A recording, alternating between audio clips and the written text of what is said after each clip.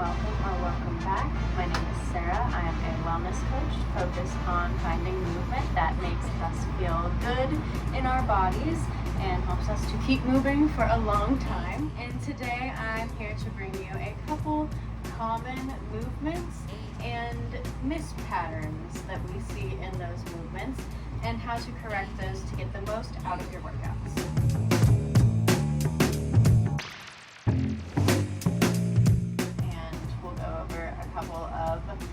Bar movements where I have seen different mispatterns, different kind of mistracking happening that just doesn't allow you to get the full thing. It causes injury, and that's its own thing. Sometimes like you will have a class where you're like, oh my gosh, my lower back hurts really bad, and that's because you were not supporting your own core, or because you were moving a little bit too much in that lower back. And you know, a teacher can only do so much, especially with a big class like that. That's why personal training is beautiful. That's why it's great to have that one-on-one care where you have someone looking at you to work with you, and you can go to them and say, hey, this is actually not feeling great. Can we do something else, or can we do this a different way? And that's what personal training is great for. That's also why I love to record these videos, because I love to just nerd out about it and share this information. So with all of the bar classes I've taught over this past year, here are some of the most common mispatterns that I see and how to correct them. We are still kind of deconditioning to the backgrounds here. We are in a bus in West Virginia today, near the New River Gorge National Park. Yeah, kind of just ignore all of the clutter where we can when we come down here. I'm stuck inside because of the rain in this beautiful open playground that I'm on. I can't go out in it. So we're in here using the playground that is the bus, and let's do it. So the first one has got to be gripping that bar, y'all. Of course it's gripping the bar. And you know what? We can grip that bar, but at least grip that bar with the shoulders back, with the chest forward, with the core engaged, with the spine long. You know what I mean? You know what I mean? We'll go over it. So when we're holding onto the bar, I actually grew up dancing, took ballet growing up, so they always told us to put 2 fingers, one on each hand on the bar, and that's a good way to make sure you're not resting all of your weight there, to make sure you're holding your own body up, relying on your own core to keep your body in alignment here. But when we are getting down in there, doing these booty kickbacks, doing some, you know, intense stuff up in here, and we get down into those elbows on the bar, it's kind of hard to not lean your weight into it. So when we get into that kind of stuff, and when we're standing up here, the most important thing is strong core, long spine. That's what we want to think the whole time. So to do this, we're going to start by just standing. We'll feel our feet planted to the floor. Feel all 10 toes planted, grounded. Feel your heels planted, grounded. And I want you to take a big breath into your belly. Let it expand forward, expand open to the sides. And exhale out of the mouth and allow that core to zip up, feeling like a corset is tied around your belly. And like we're zipping up the core. And you'll kind of feel that spine come in alignment right over the hips. If you want to do that again, take a big breath, let the belly expand. You let the spine kind of arch out there. Let it open up, and a big exhale. Let the belly naturally do what it does. Coming straight over the hips. Let the hips tuck under the shoulders, over top of the knees, over top of the ankles. And that's what we want to feel. We want to feel grounded through the legs, feeling the hips kind of heavy, nice and stable, feeling that energy moving down through the legs, out of the hips. And at the same time, we want to feel energy moving up out of the hips, up into the core, up into the spine, and up through the top of the head. We want to keep a nice long spine, long straight spine, from the hips to the top of the head, no matter what. This is going to be our most important part to think about, from the hips to the top of the head. And we want that energy moving up and out the whole time. Thinking about those inhales, pulling us up out of the hips, through the core. Even when we're bent over with those elbows there, We can bend into the legs, we can hinge at the hips, but what we don't want to do is start rounding through those shoulders. This is the most common thing that I see in a bar class. Punch it all up. Is this the posture that we come to bar class to build? I do not think so, ma'am. I do not think so, ma'am. Okay, so we want our shoulders rolled back, our chest lifted forward, and I'm sure that your bar teacher reminds you of this all the time if you go take bar classes in person. I'm sure that you get that chest out, shoulders back, stand with that confident posture, that like elegant ladylike, that feminine posture. You want your heart forward, heart centered, heart forward, and that's what we want all the time. We want to kind of feel like, it'll kind of feel like you're arching your back if you're not used to that feeling of standing tall with your chest forward, your shoulders back. It's going to feel like you're arching your back, and it might feel a little bit uncomfortable, but you got to release the shame. You got to release the shame around it here. We're not going to get into that kind of a talk. I do want to start a podcast for topics like that. Let me know if you'd listen. But yeah, it is going to feel a little bit funny. It may bring up some things if you're not used to standing in this way. So that's going to be the first thing. Doing it at home, feeling comfortable, standing in all of these different ways, just holding the bar and feeling light on your hands. You can pick your hands up at any time. We're standing on our own leg. We're holding from our own core. We're moving from our own hip. We are not using this bar to hold us steady. It's just there to kind of for the aesthetic, but also to like really use it and lean in and out when we do things like that, to really lean over, keeping that straight long spine. It is a tool that we are using, but it is not something that we are relying on. We can step away, lift our hands off at any time, and rely on our bodies. One of my biggest goals in recent past years has been to learn to trust my body in different environments. I do a lot of adventurous things outdoors, so trusting my body, trusting my own feet to catch me, trusting my own core to hold me strong, to hold me tall, is a really important part of that. So that's been a really big goal, and something that I love to focus on is just building that trust and awareness in our bodies, so that when we are out in the world doing anything, we can at least know that we got ourselves, you know? Okay, so step one, we are taking that punch out of the back, turning it into a flat spine, little arched back, chest forward, shoulders back, hips in line. Really relying on those legs, feeling grounded, while feeling light and lifted up through the top of the head. That is going to be our number one. And that goes for when we're at the side too here, not leaning into it there. Same feeling through that side body, through the oblique, through the side of the hip.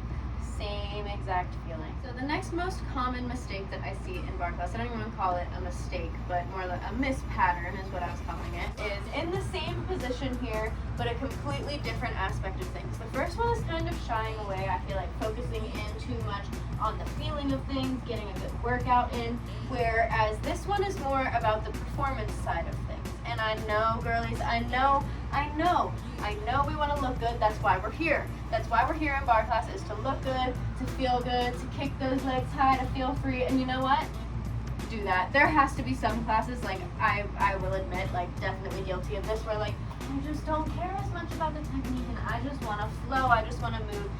And there are different classes for that are opening up at different studios, which is super cool, where more free movement is encouraged, but bar class is really not the place to do that, and really any structured class is not the place to do that. If the instructor is telling you to hold your core strong, to do something a certain way, to not lift your leg above a certain height, it's for your own safety. Like I said, injury can result from doing these mispatterns, and this is one of those that I see all of the time result in my lower back hurts. So like I said, same position in that kickback position. It can be any kind of a kickback here, whether that's on the floor even. I see us moving from the spine, and this might go along with that gripping the bar and kind of using it to move rather than just moving our bodies. So lightening up on that bar is definitely going to help, relying on our own core. But the really main thing here is going to be just moving at the hip. Wherever the hip gets you, is where you're gonna stay. We don't want any of that happening. As soon as the belly starts to stick out, as soon as the hips start to tilt back, we've gone too far. So it might feel a little bit shallow, especially if you're used to really kicking that leg up there and getting it as high as you can. But all we're really feeling is that glute tightening up. And as high as that goes is that full contraction. That's all that you need to do. Once you're at that full contraction in the glute, you'll feel it from the glute all the way down to the back of the knee, through that hamstring, all the way up into that lower back. Once we get to the lower back, we've reached too far. We want to take it back a little bit. So we want to start basically knee to knee, knee next to the other knee, and kick it as high as we can without tilting that back. And we can start that same way by taking an exhale through the core, zipping it up, and finding that highest position. It might help to also see yourself in a mirror at a bar doing things like this and seeing how high that goes if you're kind of sinking down into your hips or pulling up tall. You want to pull up through the top of the head, up out of the hips, same feeling as in that last number 1 exercise, and pulling out through the back of the leg, out through the heel, down out of the hip, and lift that leg up, but not move at the pelvis. So we're moving at the hip, but not the pelvis, which is, I think, where the confusion comes in, because it is all one chain of motion. It's one big chain. That's the point of doing these posture videos, and the point of why there's a right way to do things is because there is correct movement patterns that our body wants to follow and has naturally followed for generations upon generations of humans. This is also, as I keep bringing up, how injury occurs a lot of the time when we do something over and over again in a way that the body doesn't like, in a way just for performance, in a way just to lift too much weight maybe. It can really damage the things that really don't have the support, don't have that muscle buildup. Our lower back, first of all, our back in general is a part of our central nervous system. Our spinal cord runs through our spine, runs through our vertebrae, and is attached to our brainstem. It is our central nervous system. This is where all of the actions of our body reach out to all ends. Like, that is the central nervous system, not the peripheral nervous system, not where our finger, like, not the nerves that are over here. Central, brainstem, spine, okay? So we gotta be gentle there. We don't wanna be cranking up on that lower back, okay? We gotta be nice to it. We can crank up on that booty, okay? That's the biggest muscle in our body. That is the heaviest muscle there. We want to work that up. We want to tone that up. We want to make sure that's nice and strong to support that lower spine. And same thing with that core. We really want to have a strong core to support that lower spine and the rest of the spine in general, because it is our house of movement in general. So it's really important that we are protecting that lower back in movements like kickbacks. And if you need to start again by standing up straight and tall, little bend in the knees, take that exhale through the core, zip it up, get your shoulders over your hips, over your heels, and just take little tiny kickbacks. And if you feel like you're getting an arch back, zip it up, take that exhale, zip up through the core, and just move from that hip. It's gonna feel a little bit funny. As I say in pretty much any of these videos where we're doing corrections, our body, it has muscle memory. Like, that's a very real thing in our bodies. It wants to move a certain way because it's comfortable doing that, not because it's right. So when you change things, even if it's in the slightest way, it is going to feel wrong to your body. But I promise you that if you're feeling it in that glute, through the hamstring, through the back of the leg, and you're no longer feeling it in that lower back, you are doing it right. If you are feeling it in that lower back, you're arching it out a little too much, you're not holding that core strong enough, or you're overextending up in that leg. So making those corrections can feel wrong until they become part of the way that your body moves. And the third and final most common mispattern that I see in bar classes has been in our heel raises, starting once again at the bar. The first thing I see is these shoulders, the roundedness, all the tension up here. So that is also coming back to that first one, reminding ourselves to release that tension, pull up through the top of the head, down through the bottoms of the feet, down out of the hips, holding that core strong. Good stuff. We know it. But as far as the actual heel raises go, the first most common thing I see is just a lack of care for how we're coming up here. Like, I swear to God, y'all be like, hey, Michael Jacksoning up in here, like, what are we doing? What are we doing coming out to the sides like this, okay? It hurts to watch. I am scared for you, okay? How are we gonna walk in heels like that? What are we doing, okay? So, to correct this, I really feel like it's just a matter of, like, focusing on it. And I know that a lot of the time you're really in that bar class and you're going up and down and up and down and up and down. But how much more important does it make it that you're doing that in a good pattern, when you're moving that quickly, when you're bouncing up in those muscles on those joints like that? There are so many different little baby tiny bones in your feet. It's really important to track in a good pattern on heel raises. As minor of a movement as they seem, it is, you know, it's the base of our body. That's what we're building there. So it's important that we're tracking up and down in good alignment here. So in order to do that, let's start with our feet about hip distance. Let's go straight under the hips there. And I'll do them facing y'all, why don't I? And let's make sure that our hips are right over top of the heels by bending into the knees. We want to see the knees go straight over the center of the feet, straight out from the hips, not allowing them to go outward or inward. And stay straight up and down. Right? Am I seeing that? Okay. And you can look down. I'm gonna do it. Look down.